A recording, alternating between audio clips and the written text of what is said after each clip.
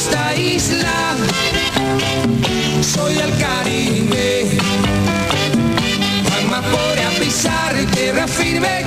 Este programa especial que estamos haciendo desde Cuba no lo hubiéramos podido realizar sin la colaboración extraordinaria que nos ha brindado el Hotel Meliá Varadero, donde nos encontramos precisamente en sus hermosísimos jardines tropicales. Y vamos a hablar un poquito del turismo, que se ha ubicado, entre otras cosas, en el segundo renglón de la economía cubana. Y el Centro Recreacional de Varadero está en la agenda, en las carpetas de promoción de las agencias de turismo de todo el mundo. Es un lugar verdaderamente extraordinario, donde se destacan el blanco de sus arenas y la transparencia de sus aguas, que golpean la isla de Cuba. Y le vamos a contar un poquito de lo que ha sido y cómo se está manejando el turismo en Cuba. Cuba está cambiando y su transformación arranca con el turismo, que se ha convertido en el segundo rubro más importante de la economía después del azúcar, su principal producto de exportación. El hecho de encontrar en la mitad de la carretera avisos publicitarios de Canon y Benetton y dispensadores de gaseosas de la conocida multinacional Coca-Cola indican que algo está pasando. Muy pocas personas pueden imaginarse lo que uno puede encontrar en Varadero, el principal complejo turístico de la isla, ubicado a solo 2 horas de La Habana, desplazándose por una excelente carretera. En una breve encuesta realizada en Varadero, los turistas responden casi lo mismo. Nadie pensaba que este lugar existía, básicamente por la misma estructura económica de país socialista. Sei stato solo aquí, ma è buena? Sì, fino adesso sì, sono 4 o 5 giorni che siamo qua. Bella. La verdad que es más de lo que esperaba. Las playas son bonitas, el hotel bonito, pero si uno sale para afuera da como un poco de pena. O sea, a Matanza, esas partes ahí donde viven realmente los cubanos, mucha pena. Acá uno está en una burbujita, uno lo pasa regio, come bien, pero muy lindo. Mi señora y todas mis familias tenían muchas aprensiones que la comida no iba a ser así y que íbamos a tener muchos problemas, y la verdad que no hemos tenido ni un tipo de problema en los hoteles, ha sido pero extraordinario. Los hoteles, una atención excelente, la gente simpaticísima y bueno, el clima, la muerte, las playas, el mar, súper lindo. La historia del complejo turístico de Varadero comenzó en 1987, cuando un grupo de inversionistas españoles observó aquí el gran potencial turístico en una zona inexplotada, virgen desde todo punto de vista. Este hombre, Carlos Pereda, un español del País Vasco, es en gran medida el responsable del éxito de esa aventura, que hoy cumple ya casi 4 años.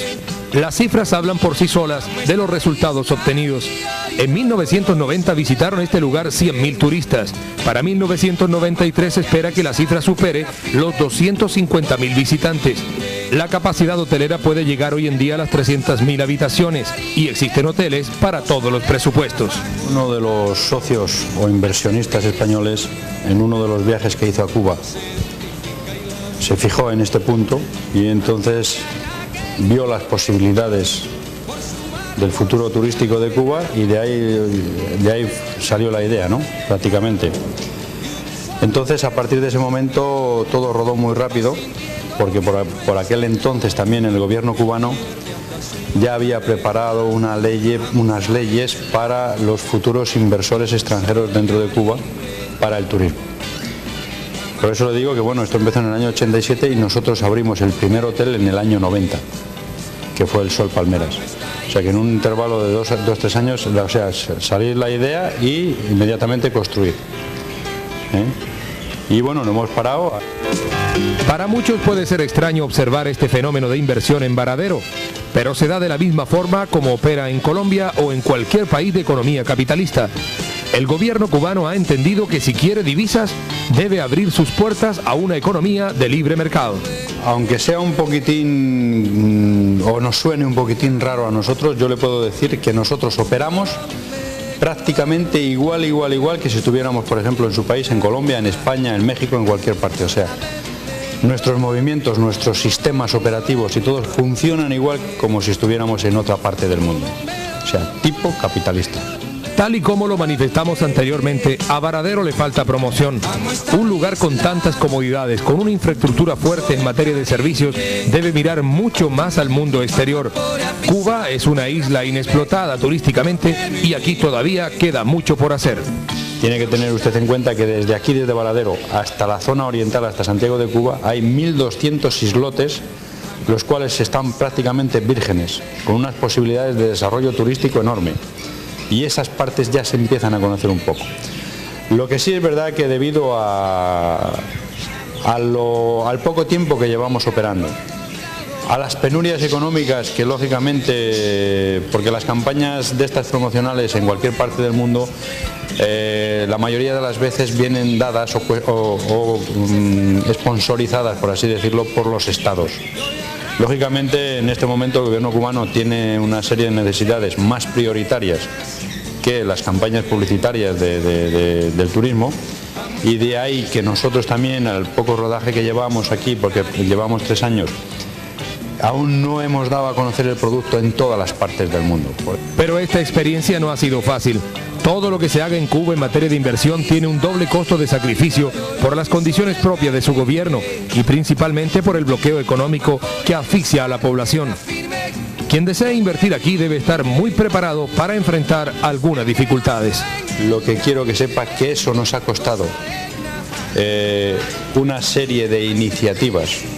Nosotros estamos programados, por así decirlo. Yo le puedo decir la cantidad de, por ejemplo, peras o manzanas que vamos a consumir en 6 meses.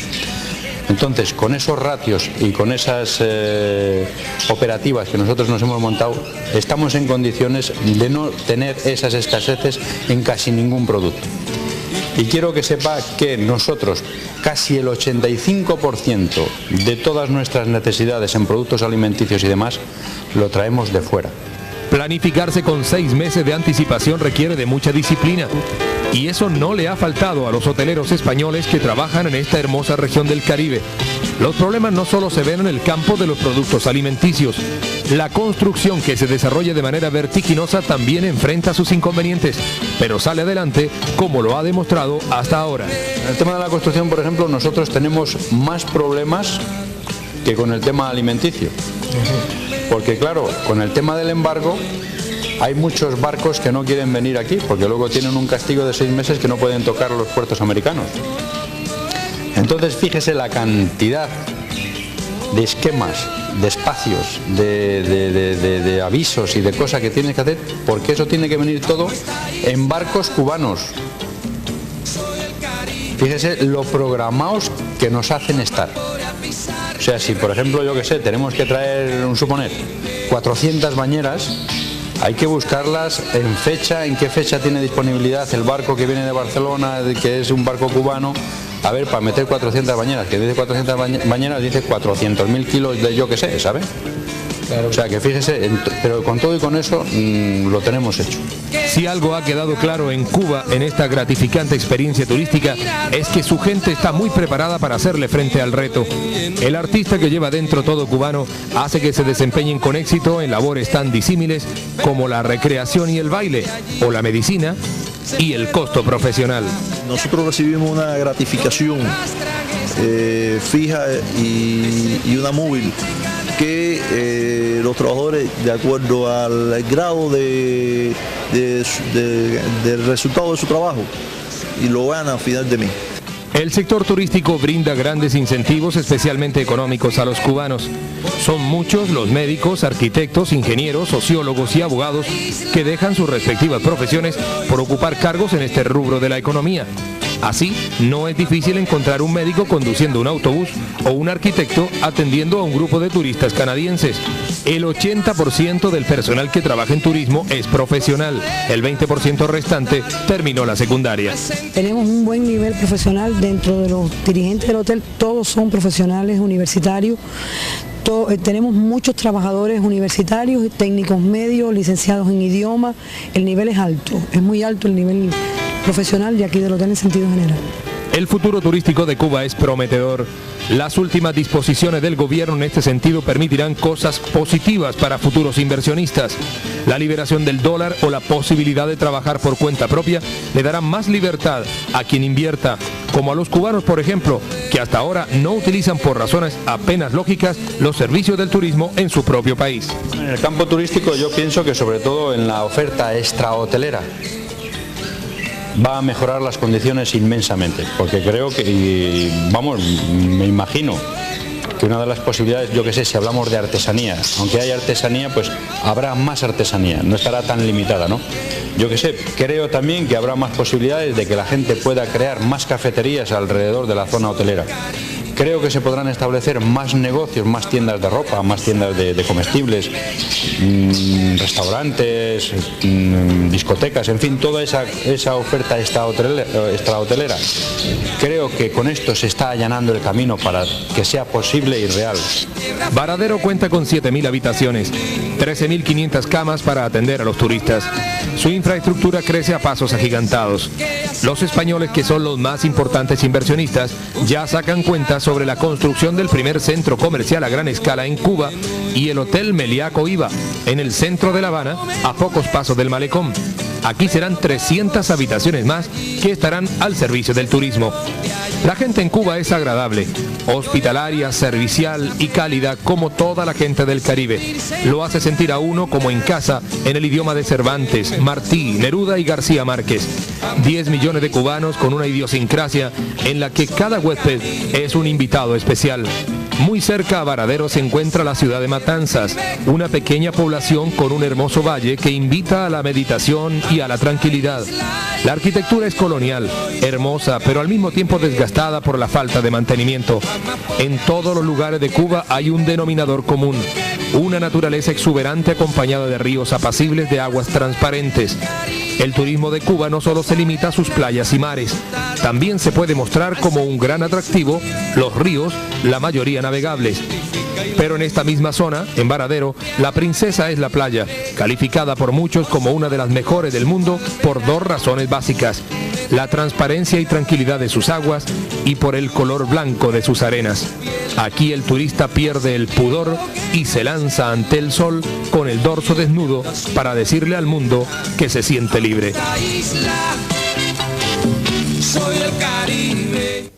En pleno centro de Varadero está el Parque Josone, uno de los sitios más visitados por los turistas que llegan a este lugar.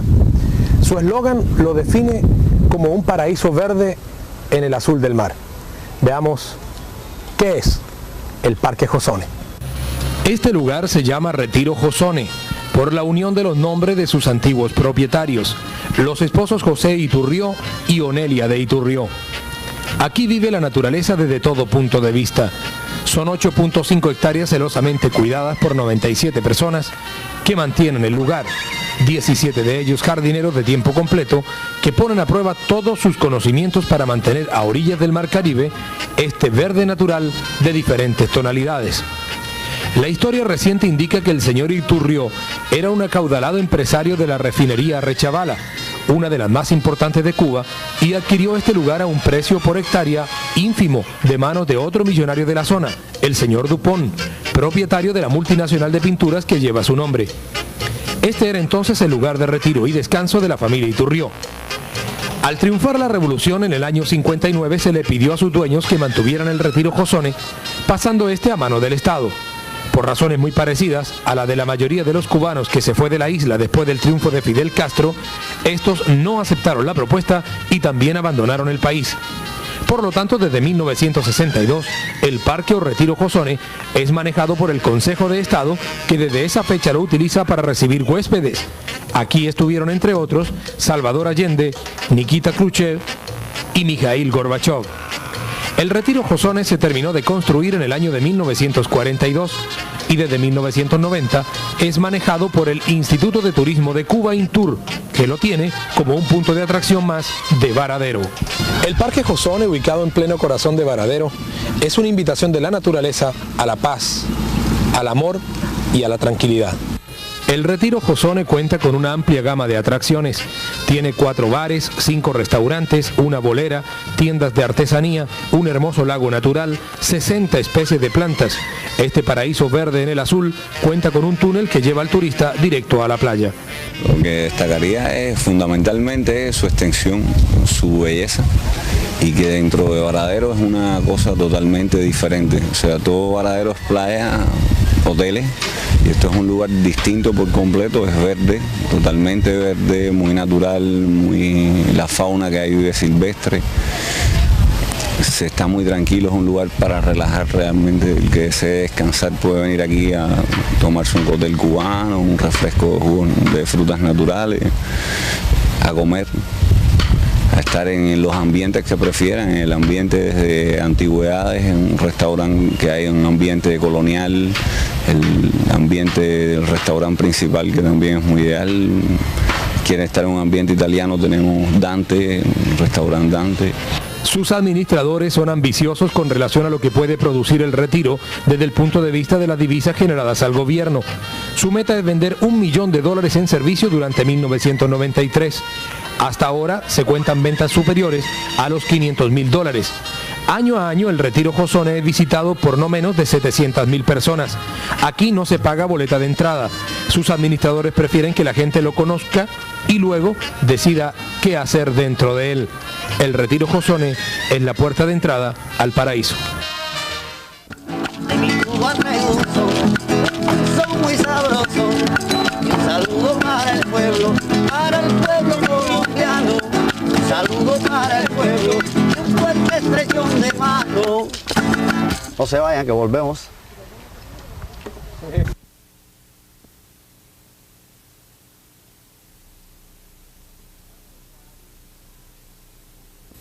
Amo esta isla, soy el Caribe.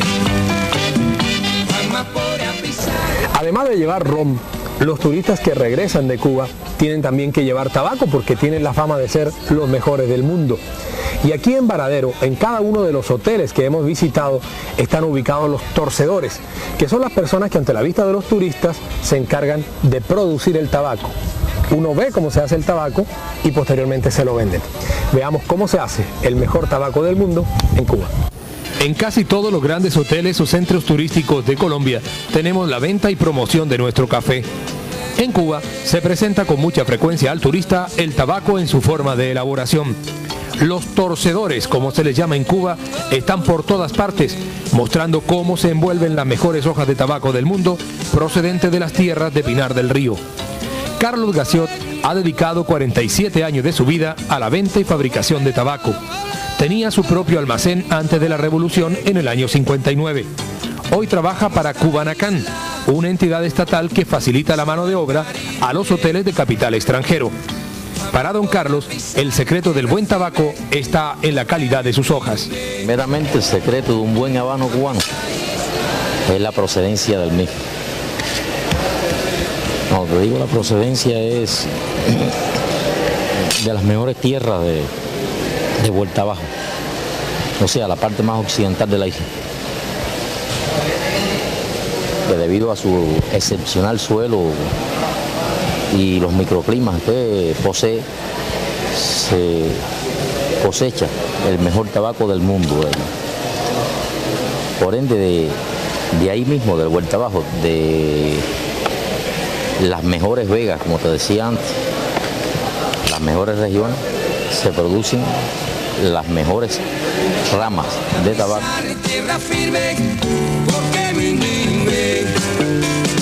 La fabricación de tabacos requiere de mucha experiencia. Después de torcer las primeras hojas, se ubican en unas tablas moldeadas que luego se colocan en las prensas por espacio de 20 o 30 minutos. Culminado el trabajo de la prensa, se procede a terminarlo recubriendo el habano con una hoja de tabaco más fina, menos arrugada y mojada. Así se hace el mejor tabaco del mundo, ese que el turista lleva por cantidades a sus respectivos países. Cerca de 30.000 personas se dedican a este oficio en Cuba. La industria del tabaco se ubica en el tercer o cuarto renglón de la economía de este país. Tan cubana como el propio Fidel Castro es la bodeguita del medio, ubicada en el corazón de La Habana Vieja. Ese es un punto de reunión desde hace ya 50 años de intelectuales y turistas y gente que visita La Habana de todos los rincones del mundo. Allí se saborea la mejor comida de Cuba. Dice la gente que el que no viene a La Habana y no viene a la bodeguita no está en Cuba. Eso es verdad. Este es un sitio de connotaciones de mucha trascendencia. 2.200 turistas de los más apartados rincones del mundo ingresan diariamente a la bodeguita del medio. Hay ocasiones en que se deben hacer esperas de hasta 2 horas para poder conseguir una mesa en este lugar. Ángel Martínez fundó la bodeguita hace 52 años con el objetivo principal de brindarle a los turistas comida típica cubana, en virtud de que en La Habana se hacía mucho énfasis en la Carta Internacional. Él lo hizo con la intención de hacer una casa de comida criolla, típica cubana, porque en La Habana había muchas casas de comida internacional, pero no de comida típica cubana. Entonces él, como guajiro que era, un guajiro muy inteligente, creó este buchinche. Mira dónde ha llegado el buchinche, a qué fama internacional ha llegado. ¿Y todo el tiempo permanece así repleta de gente? Prácticamente todo el tiempo. En la carta que se ofrece al turista se observa una poesía de Nicolás Guillén que dice textualmente: la bodeguita es ya la bodegona, que en triunfo al aire su estandarte agita, más sea bodegona o bodeguita, La Habana de ella con razón blasona.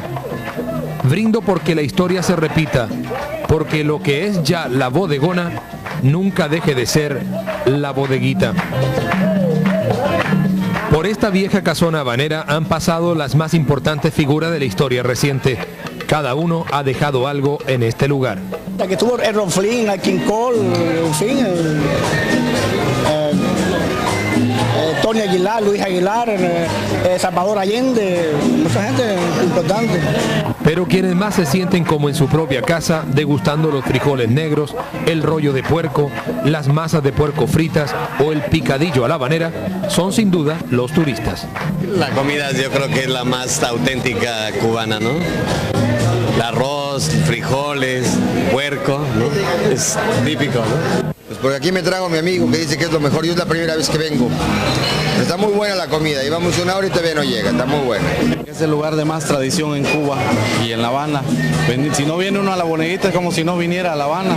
Aquí se come la mejor comida criolla, la mejor cerveza y la mejor atención que se encuentra en toda La Habana, porque es la que guarda la verdadera tradición de hospitalidad cubana.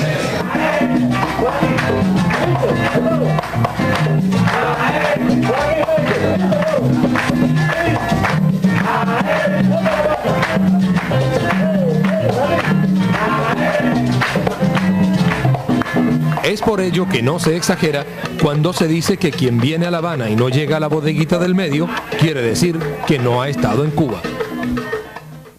El encanto de Cuba y de su gente ha sido fuente de inspiración para compositores y literatos.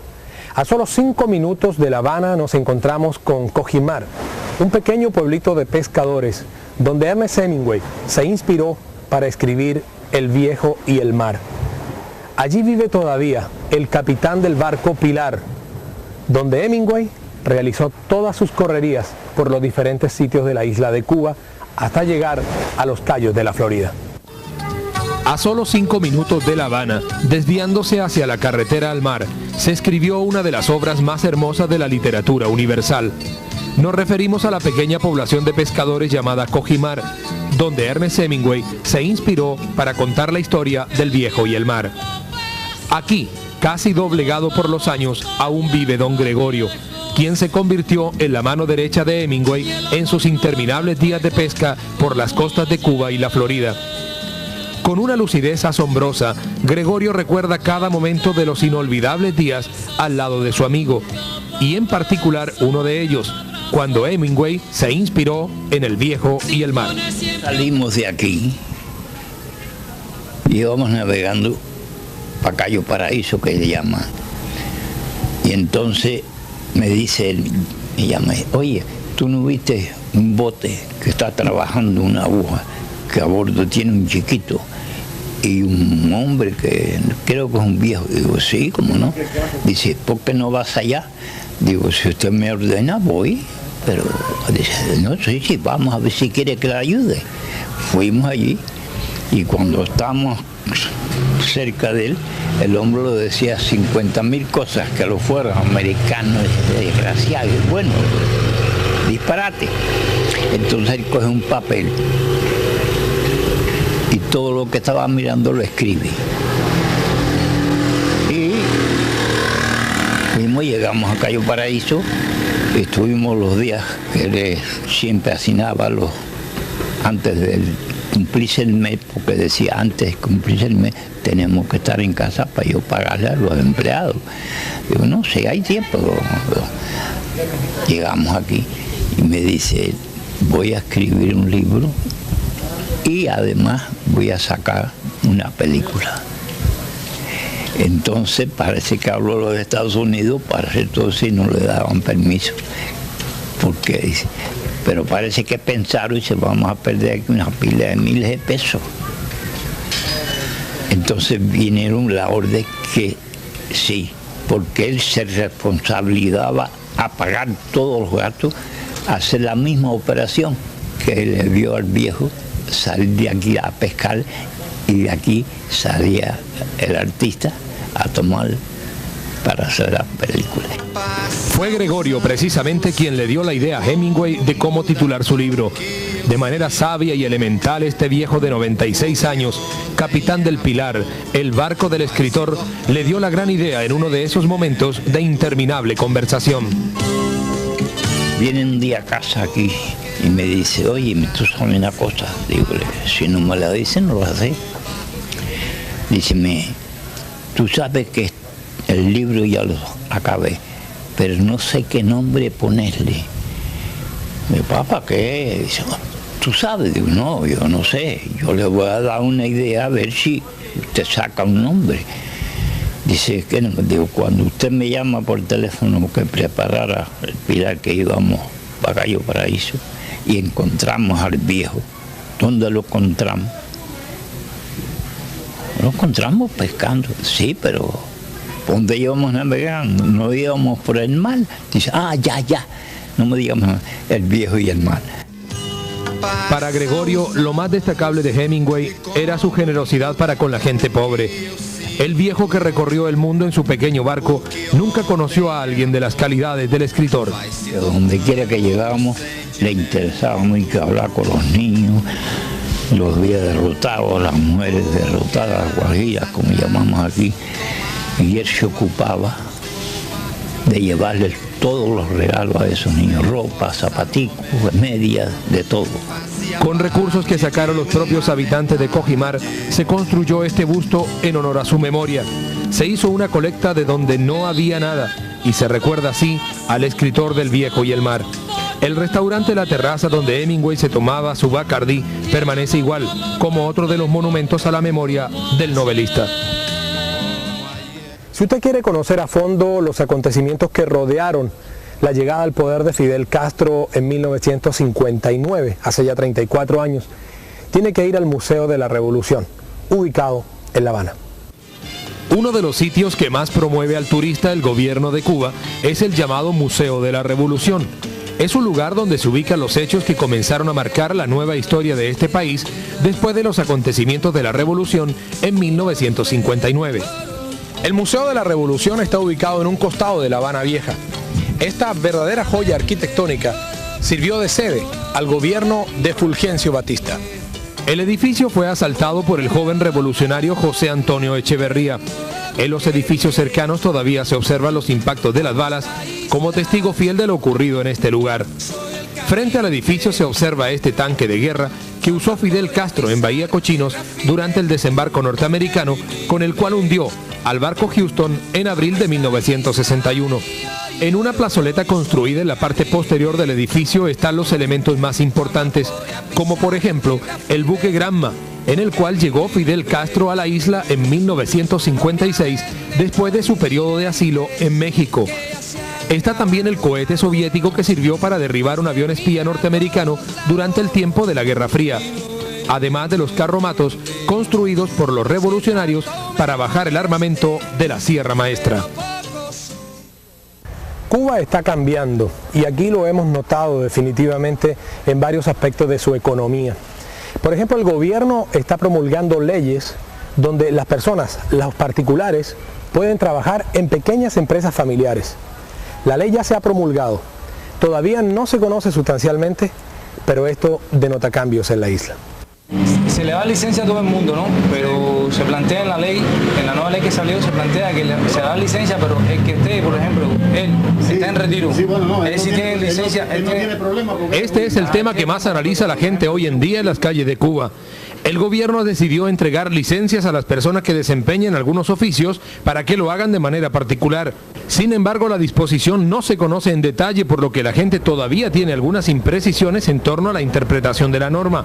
Este hecho, que indica la posibilidad de volver a implementar el trabajo privado, unido a la autorización de manejar dólares por parte de los ciudadanos cubanos, son los dos grandes pasos hacia una economía de mercado dada en los últimos 30 años por el gobierno de Cuba. En esta peluquería estatal ubicada en el centro de La Habana, la gente nos comenta la medida. Por lo menos a mí me es más conveniente trabajarle para el Estado que trabajar el particular. ¿Por qué? Porque particular creo que la disposición que hay es trabajar después del horario, ¿no? Yo lo veo muy bien, que uno trabaja lo que uno quiere y así gana un poco más. Es lo que yo creo. La gente tiene el temor de dejar de depender del Estado para pasar a ser una persona que trabaje por su propio beneficio, corriendo los riesgos que eso implica en el capitalismo. Para Carlos Gaciot, un torcedor de tabaco que tuvo su propio negocio antes del triunfo de la revolución, prefiere seguir con las actuales condiciones, o sea, dependiendo del Estado para poder subsistir. Yo fui propietario de eso, yo sé lo que...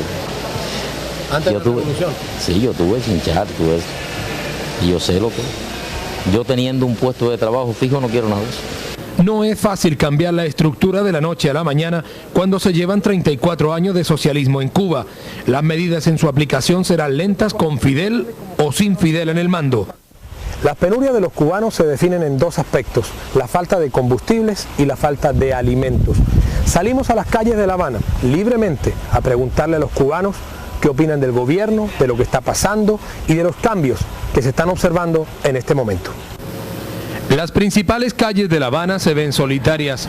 Las bicicletas dominan el panorama y son el principal medio de transporte de los cubanos. Ya se pusieron al servicio los denominados ciclobuses, que trasladan en sus bicicletas a las personas a los sitios más cercanos de sus lugares de trabajo. El problema más grave en Cuba es la falta de combustible. La producción petrolera en Cuba alcanza el 30% del consumo nacional. El 70% restante del combustible necesario para el funcionamiento del país se debe importar. En la provincia de La Habana se encuentra buena parte de los pozos petroleros. El producto no es bueno y se requiere para su utilización una buena dosis de refinación. A eso se suma que muchos pozos están parados por falta de repuestos. Toda la tecnología de excavación es soviética. Los racionamientos han mermado. Hace 2 semanas los cubanos soportaban hasta 17 horas de apagones. Hoy en día la falta de energía se prolonga cuanto mucho a 4 o 5 horas. Esta termoeléctrica, ubicada en las afueras de La Habana, funciona a media máquina. Podría en condiciones normales generar 250 megavatios, sin embargo la falta de repuestos la mantiene operando en un 50%. Una ampliación que tenían pensado adelantar se quedó a mitad de camino al derrumbarse el bloque soviético. Pese a la falta de alimentos y combustibles, los cubanos muestran una buena dosis de mística al momento de hablar de la crisis, aunque se presentan opiniones variadas. Está difícil, no se lo voy a negar, pero se está trabajando en base a eso. Está mejorando, pero poco a poco no está como estaba antes, pero está mejorando. En general, todo está mejorando. Vamos avanzando. Desde el punto de vista económico tenemos algunas dificultades, ¿no? Pero bueno, pienso que se puede salir de eso. La situación está crítica. Nosotros estamos pasando por un momento difícil.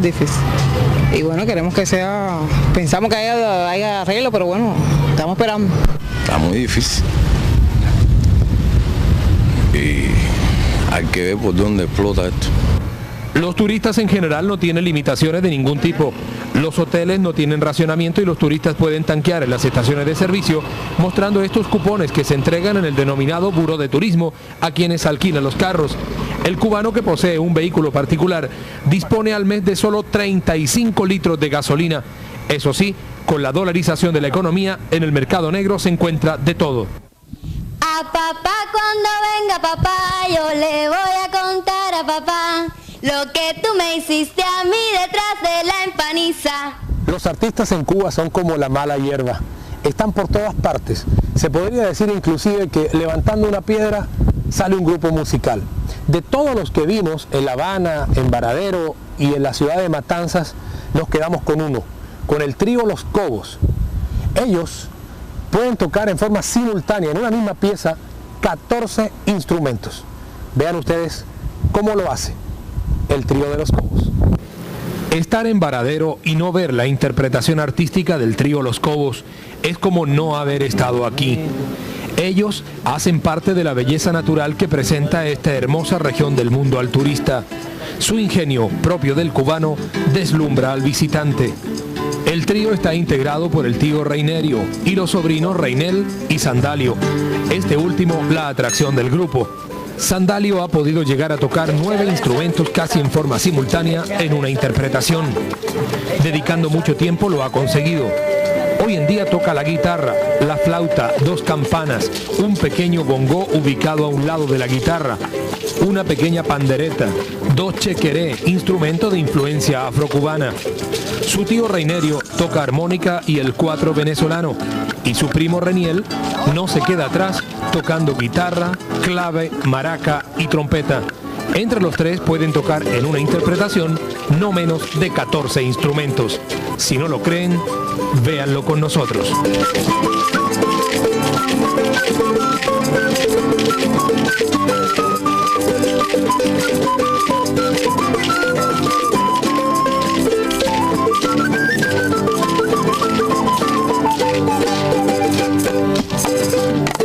Mamá, yo quiero saber de dónde son los cantantes,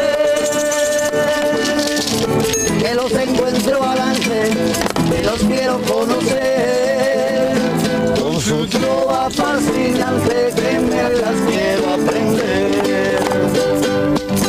Eso.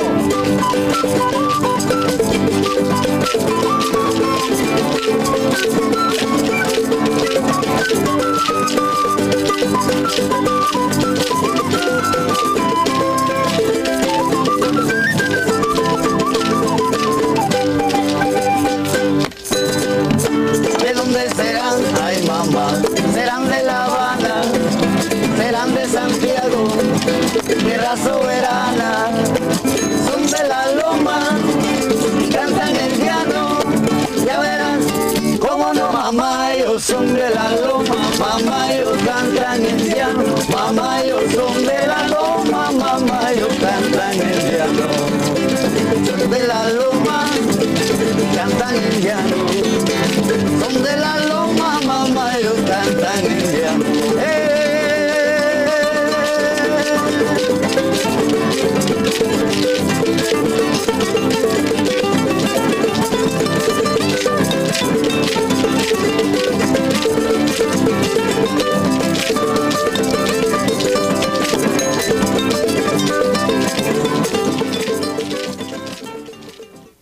Cuando Celia Cruz habla del azúcar en el sabor cubano, por algo lo dice.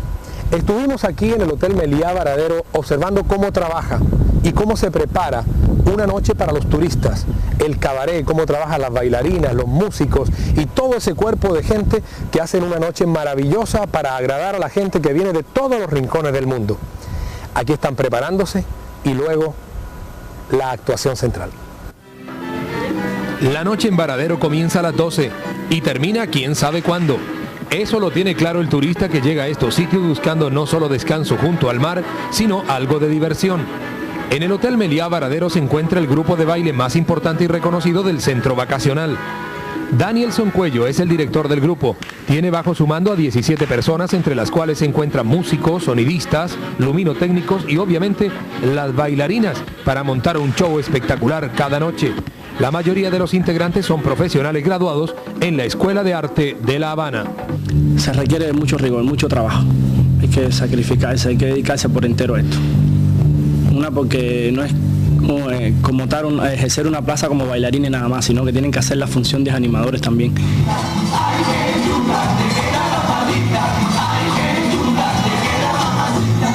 Ellos para agradar a todo tipo de público no solo se centran en la música y los bailes cubanos. Muchas veces el espectáculo se torna de carácter internacional. Hasta 7 horas ensayan para poder ver a la perfección lo que viene a continuación.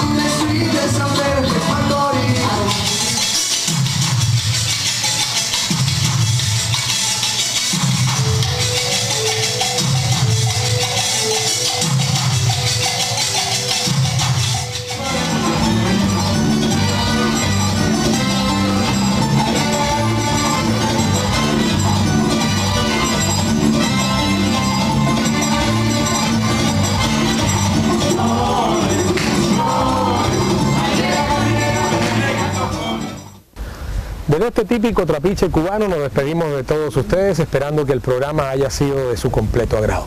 Les recuerdo que en la cámara estuvo nuestro compañero Fernando López, en la presentación y dirección, quien está con ustedes en este momento, Jorge Cura. Muchas gracias y esperamos poder realizar un próximo programa fuera del país en cualquier momento. Muchas gracias por la atención dispensada.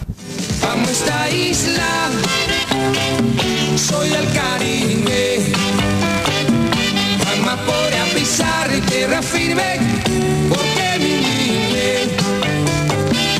Amo esta isla y hoy soy del Caribe. Jamás podré pisar tierra firme. En hoteles para todos los presupuestos. Uno de los socios o inversionistas españoles, en uno de los viajes que hizo a Cuba, se fijó en este punto y entonces vio las posibilidades del futuro turístico de Cuba y de ahí salió la idea, ¿no? Prácticamente. Entonces, a partir de ese momento todo rodó muy rápido, porque por aquel entonces también el gobierno cubano ya había preparado unas leyes para los futuros inversores extranjeros dentro de Cuba para el turismo. Por eso le digo que bueno, esto empezó en el año 87 y nosotros abrimos el primer hotel en el año 90, que fue el Sol Palmeras. O sea que en un intervalo de 2-3 años, o sea, salir la idea y inmediatamente construir. Y bueno, no hemos parado. Para muchos puede ser extraño observar este fenómeno de inversión en Varadero, pero se da de la misma forma como opera en Colombia o en cualquier país de economía capitalista. El gobierno cubano ha entendido que si quiere divisas, debe abrir sus puertas a una economía de libre mercado. Aunque sea un poquitín, o nos suene un poquitín raro a nosotros, yo le puedo decir que nosotros operamos prácticamente igual que si estuviéramos, por ejemplo, en su país, en Colombia, en España, en México, en cualquier parte. O sea, nuestros movimientos, nuestros sistemas operativos y todos funcionan igual como si estuviéramos en otra parte del mundo. O sea, tipo capitalista. Tal y como lo manifestamos anteriormente, a Varadero le falta promoción. Un lugar con tantas comodidades, con una infraestructura fuerte en materia de servicios, debe mirar mucho más al mundo exterior. Cuba es una isla inexplotada turísticamente y aquí todavía queda mucho por hacer. Tiene que tener usted en cuenta que desde aquí, desde Varadero, hasta la zona oriental, hasta Santiago de Cuba, hay 1.200 islotes, los cuales están prácticamente vírgenes, con unas posibilidades de desarrollo turístico enorme. Y esas partes ya se empiezan a conocer un poco. Lo que sí es verdad que debido al poco tiempo que llevamos operando, a las penurias económicas que lógicamente, porque las campañas de estas promocionales en cualquier parte del mundo, la mayoría de las veces vienen dadas o sponsorizadas, por así decirlo, por los estados. Lógicamente, en este momento el gobierno cubano tiene una serie de necesidades más prioritarias que las campañas publicitarias del turismo, y de ahí que nosotros también, al poco rodaje que llevamos aquí, porque llevamos 3 años, aún no hemos dado a conocer el producto en todas las partes del mundo. Pero esta experiencia no ha sido fácil. Todo lo que se haga en Cuba en materia de inversión tiene un doble costo de sacrificio por las condiciones propias de su gobierno y principalmente por el bloqueo económico que asfixia a la población. Quien desea invertir aquí debe estar muy preparado para enfrentar algunas dificultades. Lo que quiero que sepa que eso nos ha costado una serie de iniciativas. Nosotros estamos programados, por así decirlo. Yo le puedo decir la cantidad de, por ejemplo, peras o manzanas que vamos a consumir en 6 meses. Los turistas responden casi lo mismo. Nadie pensaba que este lugar existía, básicamente por la misma estructura económica de país socialista. Sei stato solo aquí, ma è buena? Sì, fino adesso sì, sono 4 o 5 giorni che siamo qua. Bella. La verdad que es más de lo que esperaba, las playas son bonitas, el hotel bonito, pero si uno sale para afuera da como un poco de pena, o sea, a Matanza, esas partes ahí donde viven realmente los cubanos, mucha pena. Acá uno está en una burbujita, uno lo pasa regio, come bien, pero muy lindo. Mi señora y todas mis familias tenían muchas aprensiones que la comida no iba a ser así y que íbamos a tener muchos problemas, y la verdad que no hemos tenido ni un tipo de problema en los hoteles, ha sido pero extraordinario. Los hoteles, una atención excelente, la gente simpaticísima y bueno, el clima, la muerte, las playas, el mar, súper lindo. La historia del complejo turístico de Varadero comenzó en 1987 cuando un grupo de inversionistas españoles observó aquí el gran potencial turístico en una zona inexplotada, virgen desde todo punto de vista. Este hombre, Carlos Pereda, un español del País Vasco, es en gran medida el responsable del éxito de esa aventura que hoy cumple ya casi 4 años. Las cifras hablan por sí solas de los resultados obtenidos. En 1990 visitaron este lugar 100.000 turistas. Para 1993 se espera que la cifra supere los 250.000 visitantes. La capacidad hotelera puede llegar hoy en día a las 300.000 habitaciones y existe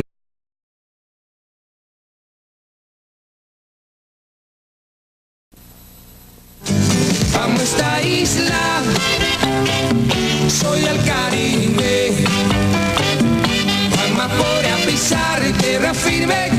Este programa especial que estamos haciendo desde Cuba no lo hubiéramos podido realizar sin la colaboración extraordinaria que nos ha brindado el Hotel Meliá Varadero, donde nos encontramos precisamente en sus hermosísimos jardines tropicales. Y vamos a hablar un poquito del turismo, que se ha ubicado, entre otras cosas, en el segundo renglón de la economía cubana. Y el Centro Recreacional de Varadero está en la agenda, en las carpetas de promoción de las agencias de turismo de todo el mundo. Es un lugar verdaderamente extraordinario, donde se destacan el blanco de sus arenas y la transparencia de sus aguas, que golpean la isla de Cuba. Y le vamos a contar un poquito de lo que ha sido y cómo se está manejando el turismo en Cuba. Cuba está cambiando y su transformación arranca con el turismo, que se ha convertido en el segundo rubro más importante de la economía después del azúcar, su principal producto de exportación. El hecho de encontrar en la mitad de la carretera avisos publicitarios de Canon y Benetton y dispensadores de gaseosas de la conocida multinacional Coca-Cola indican que algo está pasando. Muy pocas personas pueden imaginarse lo que uno puede encontrar en Varadero, el principal complejo turístico de la isla, ubicado a solo 2 horas de La Habana, desplazándose por una excelente carretera.